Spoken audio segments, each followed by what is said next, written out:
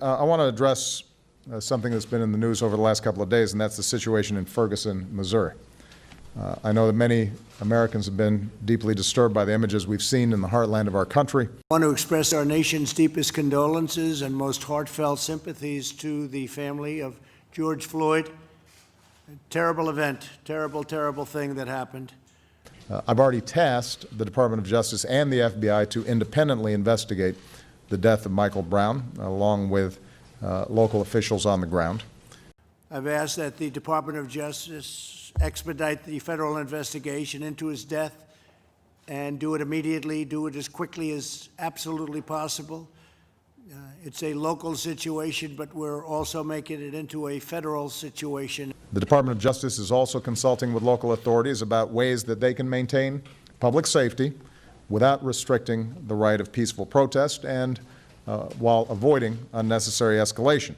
We also have to make the statement, and it's very important, that we have peaceful protesters and support the rights for peaceful protesters.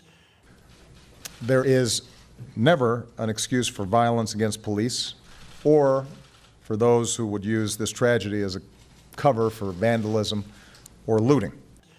We can't allow a situation like happened in Minneapolis to descend further into lawless anarchy and chaos.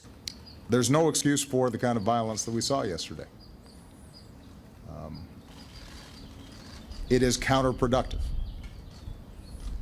When individuals get crowbars and start prying open doors to loot, they're not protesting. They're not making a statement. They're stealing. When they burn down a building, they're committing arson. And they're destroying and undermining businesses and opportunities in their own communities that rob jobs and opportunity from people in that area. So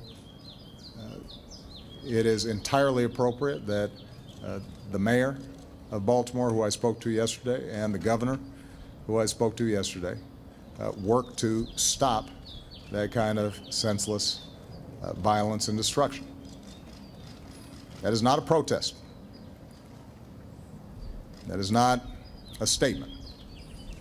It's people, a handful of people taking advantage of a situation for their own purposes, and they need to be treated as criminals. We cannot allow the righteous cries and peaceful protesters to be drowned out by an angry mob.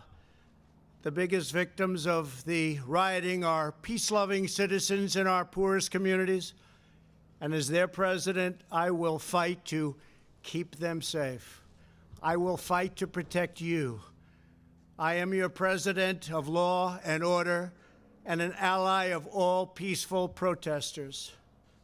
But in recent days, our nation has been gripped by professional anarchists, violent mobs, arsonists, looters, criminals, rioters, Antifa, and others.